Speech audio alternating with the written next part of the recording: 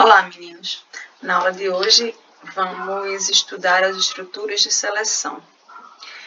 No que a gente viu até agora, os programas, eles são compostos de comandos, né? E esses comandos, eles são executados independente de qualquer valor de variável que possa ter dentro do programa. Eles são executados um comando após o outro, não importa o que aconteça no programa. Só que existem algumas vezes, né, algumas situações em que a gente precisa escolher um comando ou outro durante a execução do programa e essa escolha vai depender do valor de uma variável ou do valor ou do resultado de um conjunto de variáveis, né, que são arranjados. E aí, quando a gente tem esse tipo de situação, a gente usa justamente as estruturas de seleção.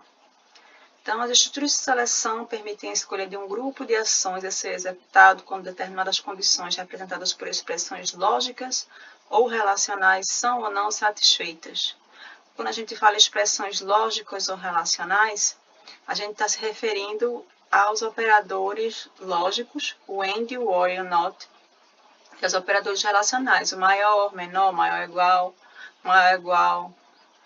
diferente e igual, né? E essas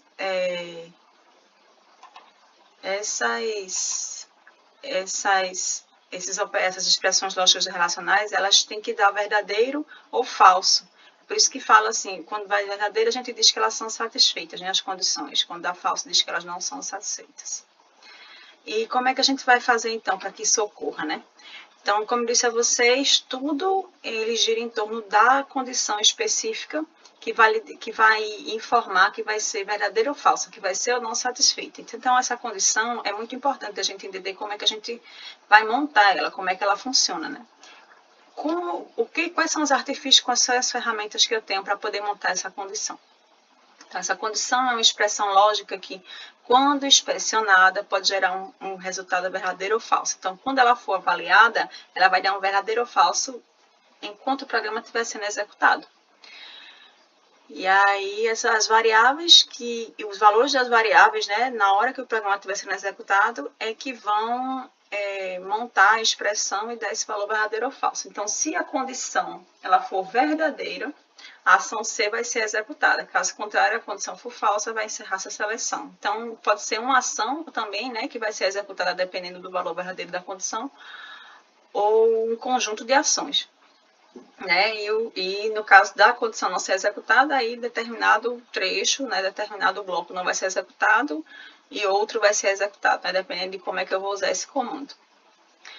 Então, essas condições, elas usam, como eu disse a vocês, a gente vai usar os operadores lógico relacionais. Aí, os operadores lógicos são o i, o ou e o não. Então, como foi informado anteriormente, né, em aulas anteriores, a gente viu que o operador i, ele dá verdadeiro quando os dois operandos derem verdadeiros. Então, se o primeiro for falso e o segundo for falso, nenhum dos dois operandos é verdadeiro. Então, quer dizer que o resultado vai ser falso. Agora, se o primeiro for falso e o segundo for verdadeiro, então, mais uma vez, os dois não são verdadeiros ao mesmo tempo, então vai dar falso. Se o primeiro for verdadeiro e o segundo for falso, mais uma vez, os dois ao mesmo tempo não são verdadeiros, vai dar falso. Então, só vai dar verdadeiro quando os dois forem verdadeiros. O operador OU, ele vai ser verdadeiro quando um ou outro for verdadeiro. Então, se os dois forem falsos, nenhum nem outro é verdadeiro, então ele vai dar falso. Aqui, se o primeiro for falso e o segundo for verdadeiro, um ou outro deu verdadeiro. Quem é que deu verdadeiro? O segundo. Então, ele vai ficar verdadeiro. Se o primeiro for verdadeiro e o segundo for falso, então um ou outro deu verdadeiro, o primeiro deu verdadeiro, o resultado vai dar verdadeiro. Agora, se os dois forem verdadeiros, então, da mesma forma, um ou outro é verdadeiro, né? E aí vai dar verdadeiro. Já o operador não é aquele em que a negação da situação anterior, né? Então, se a situação anterior é falsa, vai passar a ser verdadeira. Se a situação anterior for verdadeira, vai passar a ser falsa. Pronto, esses são os operadores lógicos, né? Existem mais, mas a gente vai estudar somente esses nos exemplos que se seguem, né, nesse curso. Os operadores relacionais que a gente vai utilizar são o maior, o menor, o menor igual, o igual e o diferente. E aí esses têm o mesmo uso lá de matemática, né? É um exemplo de uma expressão lógico relacional. Então, a gente tem aqui média maior ou igual a 7 e idade maior ou igual a 18. E como é que vai ser, como é que o programa vai avaliar essa expressão lógico relacional?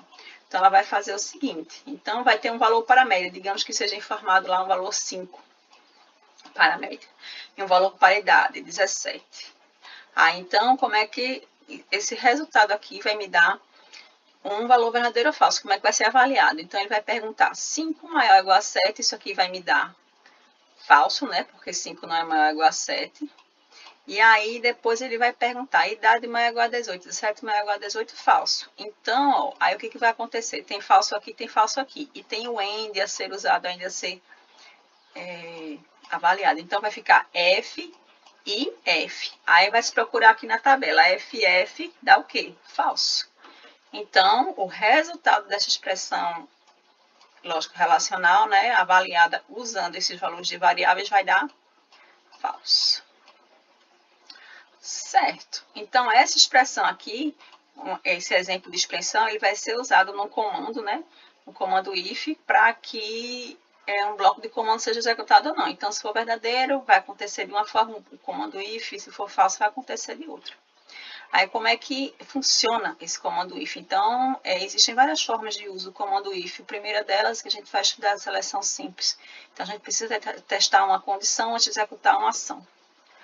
E como é que vai funcionar? Então, tem o if, e aqui a condição, veja lá, esse maior, esse menor, eles estão aqui só para indicar que condição aqui vai ser uma expressão, vai ser qualquer tipo de condição, mas eles não são usados, mas isso aqui não é usado no programa em si, certo? É só para dizer que isso aqui você vai colocar uma condição aqui. E aí, então, se a condição ocorrer, aí tem que ter os dois pontos, né? Aí vai ter um comando. Pode ser um comando único, ou pode ser também um conjunto de comandos, certo? E que comandos são esses? São todos os comandos que a gente viu até agora. Então, vai ser a atribuição, vai ser o print, vai ser o input, e o próprio if pode estar aqui dentro, e também vários comandos que a gente vai ver até o final do curso. Então, se houver mais de uma ação, eu posso ter vários comandos, certo? Se a condição for verdadeira, todos os comandos vão ser executados. Então, se determinada condição aqui der verdadeira, então esses comandos vão ser executados. Se não der verdadeira, então, ó, ele passa para fora do bloco e o que tiver aqui nessa mesma linha aqui embaixo vai ser executado. Então, ele pula se for falso, certo? Então, é dessa forma que funciona o comando if. E o if, ele pode ser usado também de outras formas. Veja, o if não precisa ser usado somente sozinho, né? Ele pode também ser usado sempre, e frequentemente isso ocorre, em conjunto com o else. Então, tem aqui if, determinada condição ocorrer dos pontos, aí tem aqui o comando 1, else, então quer dizer, se a condição, o else é justamente o contrário, se a condição 1 não ocorrer, então comando 2, certo? Então é dessa forma que vai acontecer. Eu posso também, se eu quiser, colocar um conjunto de comandos, se aqui no caso eu tenho só uma condição e a negação da condição. Mas aí eu tenho também um conjunto de condições, pode ter, se condição ocorrer, comando 1, vai ser executado, se não, condição 2 ocorrer, comando 2 vai ser executado. Agora, se não for nem condição 1 nem condição 2, aí o else será executado. E aí, veja que aqui, ó, essas condições elas são excludentes. Então, se essa condição aqui ocorrer, aí ele não vai ser essa nem essa condição que vai ocorrer. Se essa condição ocorrer, não vai ser essa nem essa a ocorrer. Aí, o que acontece aqui? Eu uso, por exemplo, o if else quando eu tenho a condição e a negação dela. Por exemplo, duas situações, eu estou aprovado ou reprovado. Então, se média for maior ou igual a 7, é aprovado, se não, reprovado. Né? Vamos escrever na tela, print, né? Agora, se, por exemplo, a média ela não for mais aprovado e reprovado, for aprovado, né, por média, reprovado por média depois de fazer o exame final, aí pronto, eu tenho 3 condições. Então, eu vou perguntar, se média for maior ou igual a 7, então vamos escrever aprovado. Se if, média entre 5 e 7, escreva final, else, né? Aí, reprovado. Aí, veja que as condições são excludentes, porque eu não posso, por exemplo, estar ao mesmo tempo aprovado e reprovado, ou na final, né? Ou eu tô em uma dessas 3 coisas, uma dessas 3 situações.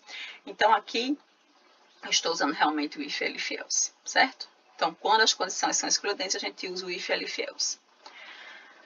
E aí eu posso também utilizar, se eu quiser, um if dentro do outro. Então, se determinada condição ocorrer, aí eu tenho aqui outra condição ocorrer também. Nesse caso aqui, os comandos são IC2, eles vão ocorrer se a condição 1 e a condição 2 ocorrerem. Existe uma quarta situação em que eu posso usar um conjunto de ifs encadeado. Então, por exemplo, eu coloco lá if média igual a 7, aí embaixo na mesma linha, né, eu boto if idade maior que 18. Então, veja, o fato da média ser maior que 7 não quer dizer que eu também seja maior de idade, né? Pode acontecer os dois ao mesmo tempo. Aí eu boto um if abaixo do outro. As condições não são excludentes. Aí eu coloco, nesse caso, um if abaixo do outro. Agora, se as condições são excludentes, então eu vou fazer o if, elif, else. Ok? E aí, nosso primeiro problema, usando o if, como é que a gente vai resolver? A gente viu, né, na aula anterior, que como é que se faz um programa que recebe os dados do teclado, calcula a média e mostra esta média na tela, né? Mas aí se eu quiser refinar aquele programa e informar também se o aluno está aprovado ou reprovado. Eu não vou saber, no tempo que eu estiver codificando o programa, qual vai ser o valor de média, porque isso vai ser calculado durante a execução do programa. Então, eu vou precisar saber se o aluno, qual valor, eu vou precisar informar a condição lá, né, sobre a média do aluno, para que no tempo que o programa estiver sendo executado, o próprio Python, né, possa escolher, né, possa decidir se vai escrever na tela aprovado ou reprovado. Então, as entradas são as 4 notas, aí a média vai ser a saída e também o status, né, aprovado ou reprovado. E como é que funciona esse programa, então? Veja, na aula passada a gente já viu, né, como ocorre, como funciona o funcionamento do comando input, né? Mas aí, revisando, a gente tem aqui, como é que faz? Primeiro, receber as 4 notas. Então, as 4 notas são a entrada. Então, eu vou ter aqui o input, aí vai aparecer na tela, digite a nota 1, que é o comando, né, a sequência de caracteres que eu pedi para escrever na tela, justamente porque eles estão entre aspas simples dentro do comando input. Então, esse é o parâmetro de entrada aqui do comando input, né? E aí, quando eu receber esse dado do teclado, o input retorna esse valor do teclado, né, no formato de caractere. Então, para ser guardado em nota 1, eu preciso que esse valor seja convertido para um tipo numérico, e quem converte é o comando eval. E a mesma coisa ocorre com nota 2, nota 3 e nota 4.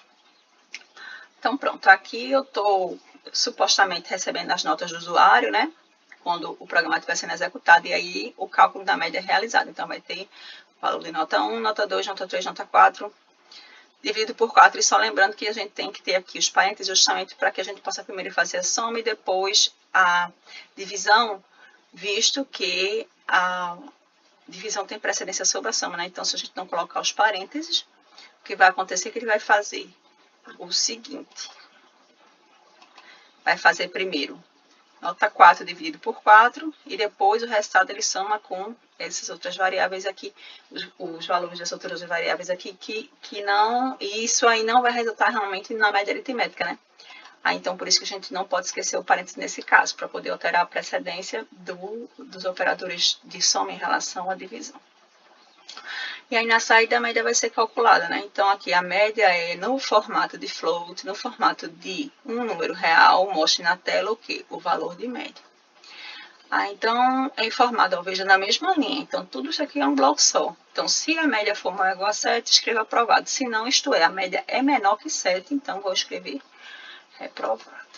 Ok? Aí, um exemplo aqui. Então, digamos que o usuário tem formado as notas e a média calculada seja 8. Então, aqui nesse caso, então se a média for 8, então aqui na avaliação dessa expressão aritmética, então aqui vai ter justamente o 8. Então, eu vou perguntar 8 maior ou igual a 7, verdadeiro. Se for verdadeiro, então nesse caso, com média igual a 8, então ele vai escrever na tela aprovado. Aí, então, é isso que vai ocorrer. Mas aí, em outra situação em que a média passa, por exemplo, para o valor 5, aí então ele vai escrever reprovado, ok?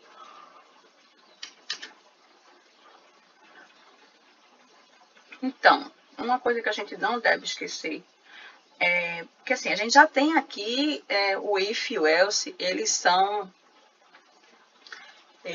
comandos que decidem como é que, assim, como é que são determinadas situações. E se você, quando estiver escrevendo esses comandos lá dentro dos blocos do if e do else, você ficar repetindo o mesmo comando, então não há sentido. Ou você coloca antes do if ou depois do if. Então, aqui no caso, se eu vou fazer print média, a média é essa daqui, escrevo aprovado e depois eu sei que eu vou ter que escrever a média de novo e mandar escrever aprovado, então eu pego logo esse print e coloco fora do else, né? Ou do if. Else do if, né? Então, eu vou retirar ele daqui e decido, né? Se eu quero colocar ele acima ou abaixo. Aí vai depender também da lógica do meu programa, da intenção do programador, né? Aqui nesse caso eu vou colocar ele aqui. Isso aí é uma coisa que vocês não devem esquecer, de ficar repetindo, né? O if else dentro de... Estou usando o if else e estou repetindo o mesmo comando, aí não tem sentido, né? Porque se eu estou repetindo em todo canto é porque ele para estar acima do if ou abaixo, né? Acima do if else ou abaixo do if else. Outro problema para ilustrar melhor o uso do if else, né? Um problema mais complicado. Então, dados 3 valores A, B e C, verificar se eles podem formar um triângulo. E nesse caso, verificar que tipo de triângulo, se é escaleno, equilátero ou isósceles. Informar se não compuserem nenhum triângulo.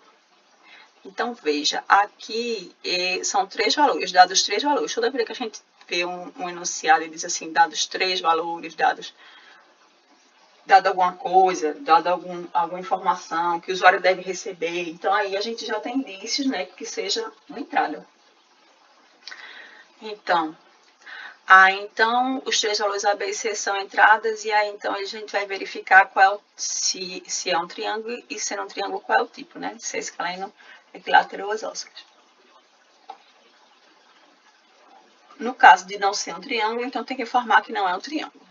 Então, como é que sabe que é um triângulo? Então, existem propriedades matemáticas para isso, toda vida que tiver uma questão que a gente for ilustrar alguma informação de alguma área, né, como, por exemplo, matemática, e isso já é colocado no enunciado da questão, né, como é o caso aqui. Então, aí o que ocorre? Para saber se é um triângulo, então eu tenho que saber se A é menor do que B mais C, e B é menor do que A mais C, e C é menor do que A mais B. Para saber se... Aí pronto, uma vez que eu sei que é um triângulo, aí eu vou perguntar se ele é equilátero, escaleno ou isósceles. Eu vou perguntar se ele é equilátero, escaleno ou isósceles, no caso dele não ser um triângulo. Não, eu não vou perguntar, porque não tem sentido. Se eu sei que ele não é um triângulo, eu só vou informar que ele não é um triângulo e acabou-se, né? Agora, se ele for um triângulo, aí eu vou perguntar qual é o tipo, que é o caso aqui. Então, sendo um triângulo, isto é, se essa expressão aqui ela for verdadeira, então, aí eu vou perguntar, é equilátero, isto é, A igual a B, B igual a C? Se for, escreva equilátero. Se não, eu pergunto. Aí tem duas situações, né? Que são isósceles ou escaleno. Então, eu pergunto se A igual a B, ou A igual a C ou B igual a C. Agora, se não for equilátero nem isósceles, então a gente já sabe automaticamente que é escaleno, né? Porque se os 3 lados não forem iguais, ou os 2 lados forem iguais, é porque os 3 lados são diferentes, né? Então, a gente vai montar justamente essa lógica agora do programa usando o comando if else. Veja que aqui na resposta a gente já tem um monte de if else, um monte de coisa assim bem, né, um dentro do outro. Vamos ver como é que funciona. Então, aqui na entrada, como eu disse a vocês, a entrada são os 3 lados, né, os valores dos 3 lados. Então, A igual a val input, dígito o valor do lado A. B igual a val input, dígito o valor do lado B. E C igual a val input, dígito o valor do lado C. Então, veja que aqui o exemplo é bastante similar ao que a gente viu anteriormente, né? A gente vai receber, vai digitar, vai informar, vai colocar uma informação lá na tela, né, pedindo para o usuário informar algum dado, aqui no caso, digite o valor do lado A. E aí depois, então, esse dado vai ser, através de comando input, mostrado na tela, a constante tipo caractere, digite o lado A, e vou, quando o usuário informar, digitar o Enter, receber uma informação específica do usuário que vai ser no formato de caractere, que vai ser convertida para número usando o eval e, através da atribuição, armazenada na variável A. E o mesmo vai acontecer para B e para C, né? Então, aqui no caso, o processamento está aí. Então, eu vou perguntar primeiro se o triângulo, ele é... Se o A e o B e o C que eu recebi, eles compõem o triângulo. Então, se A for menor do que B mais C, e B for menor do que A mais C, e C for menor do que A mais B, aí eu vou perguntar qual é o tipo do triângulo. Agora, se não for, então eu já escrevo logo que não é um triângulo, certo? Aí, no caso de C, Aí eu vou perguntar se A é igual a B, B é igual a C, manda escrever que é equilátero. Se não, aí os três lados não são iguais, eu vou perguntar se dois lados são diferentes, que aqui no caso é essa informação, né? Essa expressão lógico relacional. A igual a B, ou A igual a C, ou B igual a C. Então, vai ser um triângulo isósceles. Agora, se não, triângulo escaleno, né? E aí, só para a gente ilustrar melhor como é que isso é feito. Então, digamos que a gente tem aqui o A igual a 1, B igual a 2 e C igual a 3. Então, toda vez que vocês quiserem saber o funcionamento, tá um termo esquisito, né?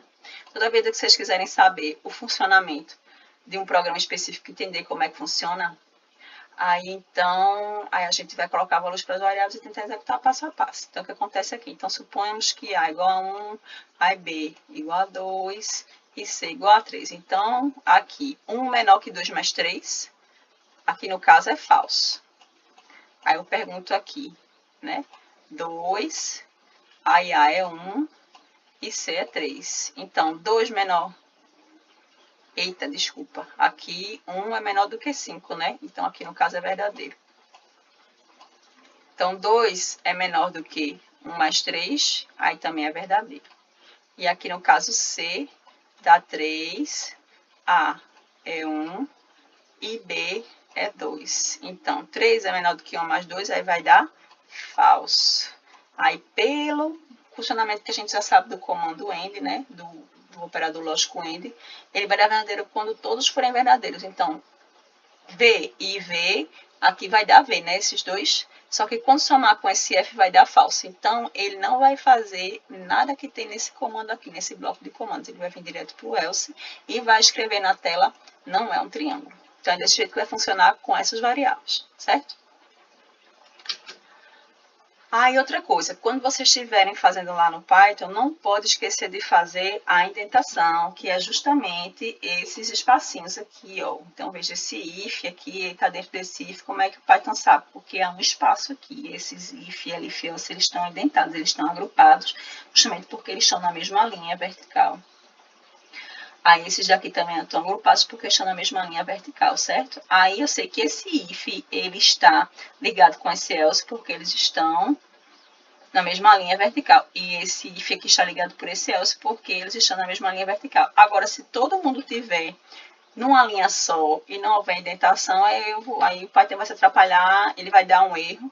E qual vai ser o erro que vai aparecer? Expected Unindented Block, que significa esperava um bloco indentado. Então, para não se perder e delimitar os blocos, use indentação de código. Isso aí é para todo comando daqui até o final do curso, viu? Então, não só esse comando if, mas também outros comandos que a gente vai ver no final do curso, todos precisam de indentação para poder sinalizar quais são os comandos que estão sendo, os comandos estão pertencendo a um determinado bloco, né? Ok? E aí, agora, daqui para frente, a gente vai fazer exercícios. Então, a proposta é, primeiro, fazer exercícios fáceis, né, da lista 1 de estruturas de seleção, e depois fazer os médios e os difíceis. E à medida em que vocês forem tendo dúvidas, aí vocês podem consultar as respostas dos monitores ou, né, a mim mesmo, ok? Desejo sorte a todos e sucesso!